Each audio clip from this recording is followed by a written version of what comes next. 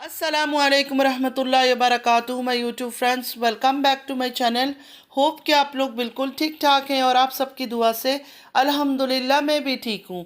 और अल्लाह पाक से यही दुआ है कि आप लोग हमेशा सही सलामत रहे, खुश रहे अपने अपने घरों में, अपनी फैमिली के साथ। आमीन सुम्मा आमीन। नमाज़ पढ़ा कीजिएगा, नमाज हम पर फ़र्ज़ है। अगर आप लोग को मेरी वीडियो अच्छी लगती है तो लाइक, सब्सक्राइब और शेयर ज़रूर कीजिएगा। और चैनल पे जो भी न्यू आ रहा है आपसे भी रिक्वेस्ट है कि प्लीज़ लाइक, सब्सक्राइब, शेयर ज़रूर कीजिए और बेल आइकन को हिट करना मत भूलिएगा कि जब भी मैं कोई वीडियो अपलोड करूं आप लोगों को नोटिफिकेशन मिलती रहे। और पूरा वीडियो आप लोगों ने ज़रूर वॉच करनी है। तो चले शुरू करते हैं आज का रिएक्शन।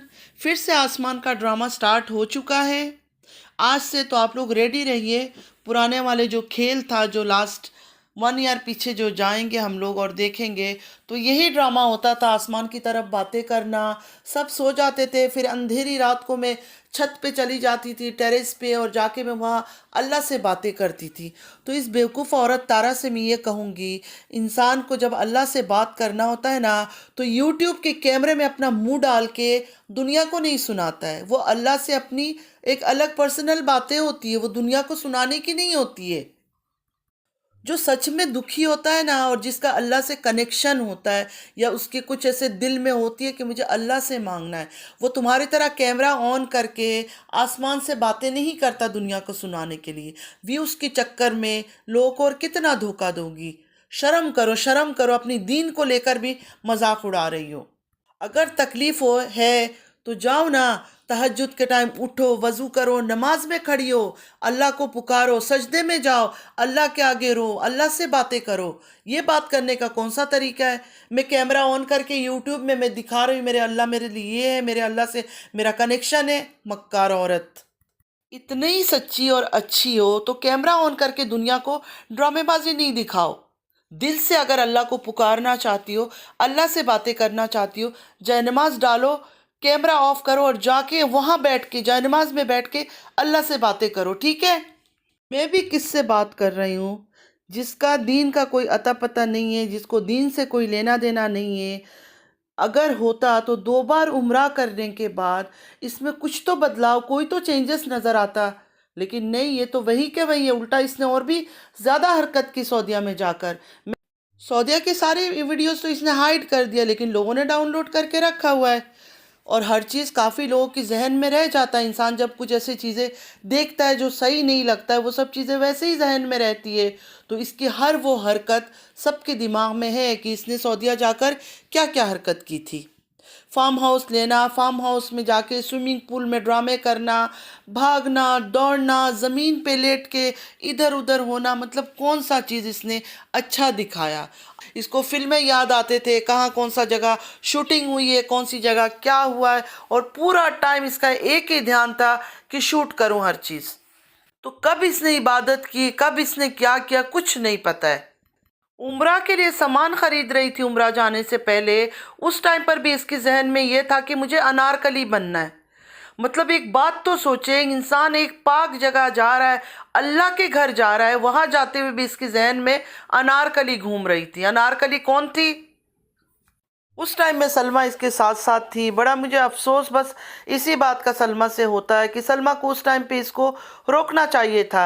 अनारकली के नाम पे या मॉडलिंग के नाम पे जो रमज़ान में इसने मॉडलिंग के इन चीज़ों में सलमा को उसको रोकना चाहिए था, लेकिन सलमा ने नहीं रोका, इसके साथ साथ रही, इसको मॉडलिंग भी कराया, हर चीज़ कराया। वो जो चीज़ था ना, वो मुझे बिल्कुल सलमा की नहीं पसंद आया था।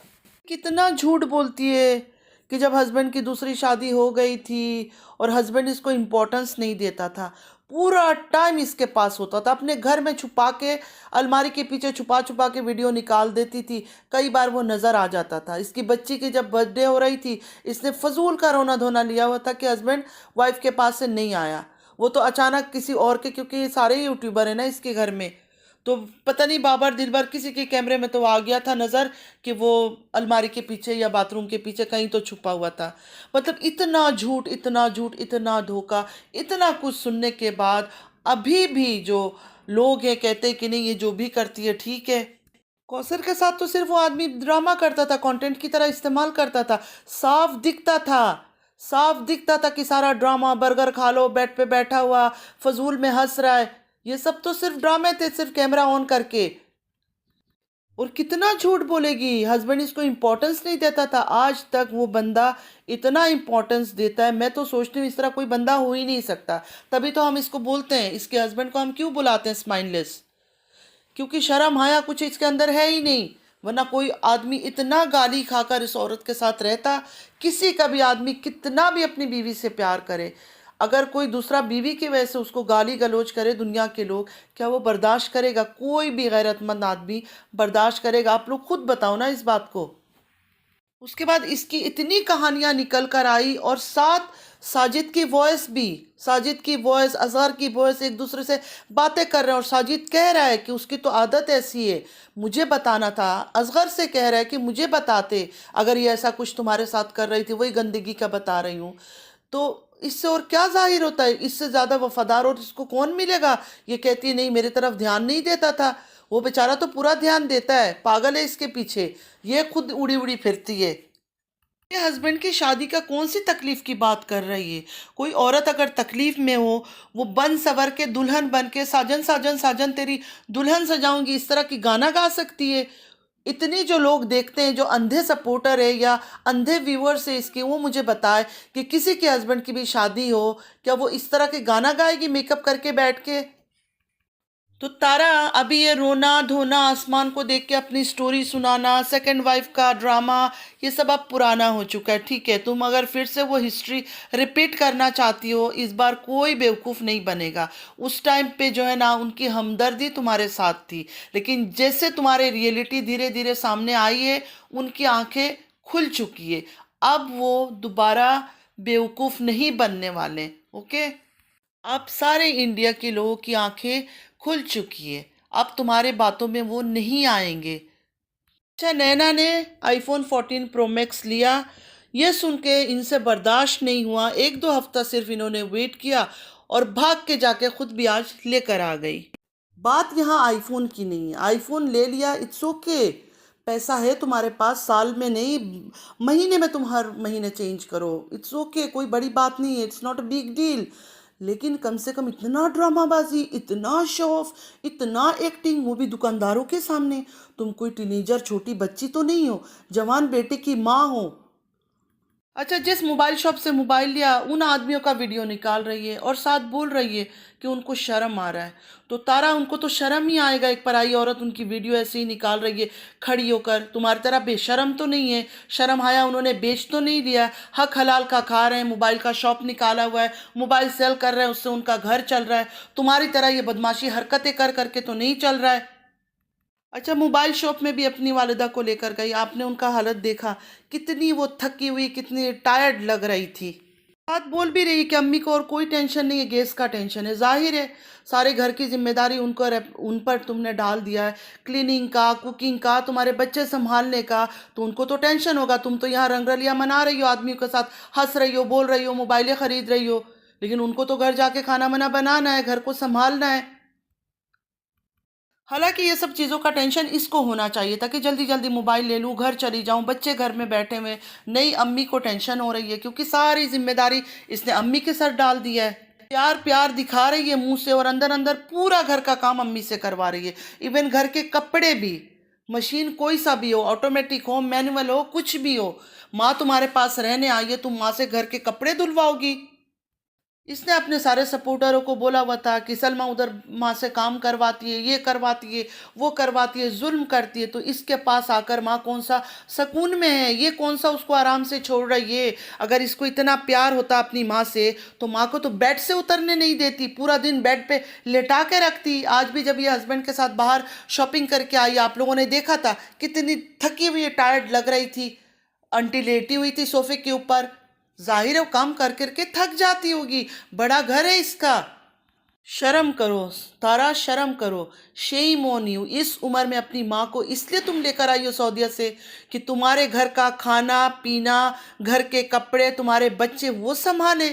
छी, ये औरत किसी से प्यार नहीं करती है, ना अपने शौहर से, ना अपने बच्चों से, ना अपनी वालिदा से। सिर्फ और सिर्फ सलमा के ऊपर जिद करके इसने अपनी माँ को बुलाया है। खुद आप लोग सोचे कि विलेज में कितनी आराम से थी, बेड से उतरती नहीं थी आंटी, नजमा खाना पीना, उसके बच्चे, हर चीज़ बेड पे ला ला के देते थे। जब से कराची आई है आप लोगों ने देख लिया ना इनकी हालत, जब भी कैमरे में देखो कैसे थकी हुई टायर्ड टायर्ड लगती है।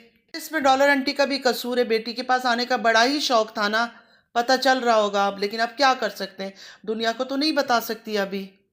इंसान अगर सुकून से आराम से कहीं रिलैक्स है ना इस एज में, तो शक्ल से दिखता है, उनका दिख रहा है नहीं, बिल्कुल थकी हुई रहती है। आज भी जब हस्बैंड के साथ शॉपिंग करके आई, सोफे में पड़ी हुई थी, ब्लैंकेट डाल के, देखा होगा ना आप लोगों ने। इसके जो अंधे सपोर्टर है, बड़ा कहते हैं नहीं यहाँ आके आंटी खुश है, ये है वो है, अंधो जाओ जाकर उनके चेहरे को देखो, कितनी खुश है वो दिखती है।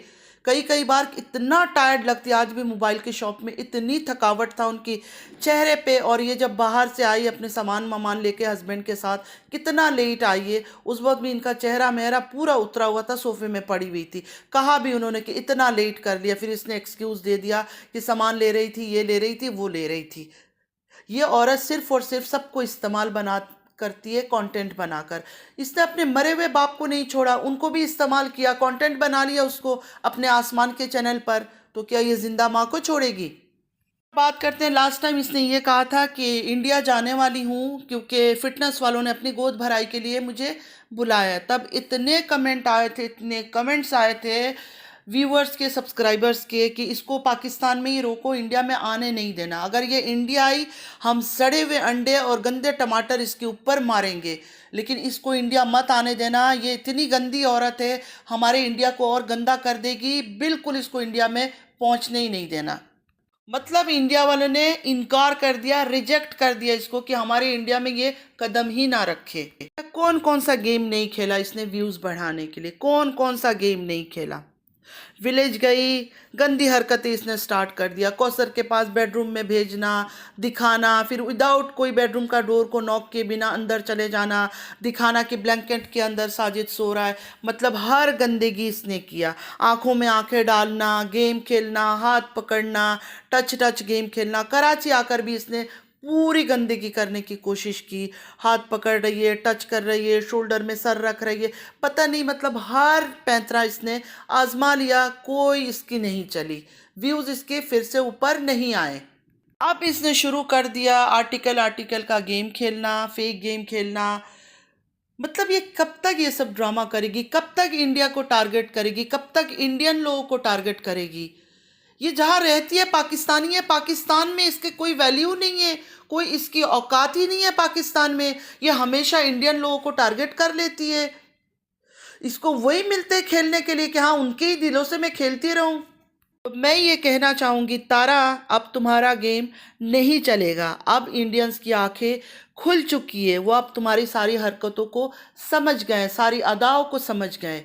अब तुम्हें दोबारा वो उस तरह का सर पे नहीं चढ़ाएंगे। एक बार तुमने बेवकूफ़ बना लिया ना, बहुत है, दोबारा नहीं बनेंगे। पढ़े लिखे एजुकेटेड लोग हैं, वो दिमाग रखते हैं, ठीक है, तुम्हारी तरह जाहिल गवार नहीं है। फिर से फ्रेंड्स वही ड्रामा खेलने की कोशिश करेगी, तो प्लीज़ सबसे रिक्वेस्ट है कि दोबारा कोई इसकी बातों में ना आए, क्योंकि ये अब दोबारा वही खेल खेलने वाली है, और आज से ये स्टार्ट कर चुकी है। आसमान की बातें किया इसने, सेकंड मैरिज का दुख दर्द फिर से बयान करना शुरू किया है, तो प्लीज़ होशियार हो जाएं। अम्मी को ये सऊदीया से क्यों बुला कर लेकर आई है, साफ पता चल रहा है। एक तो सलमा को दिखाना था कि अम्मी मेरे पास आ गई है, इस टाइम पे तुम अकेली हो, प्रेगनेंसी के टाइम पे, डिलीवरी के टाइम पे कोई तुम्हारे पास ना हो, ये करना था। और सिर्फ काम करवाने के लिए लाई है, सिर्फ और सिर्फ इसका एक ही मकसद था कि कोई इसके घर को संभाले, क्योंकि इससे घर नहीं संभाला जाता। इसको सारा दिन बाहर हंसना बैठना, बाइकों में कभी दिलबर के साथ, कभी किसके साथ इधर उधर घूमना इसको अच्छा लगता है, घर की औरत नहीं है ये।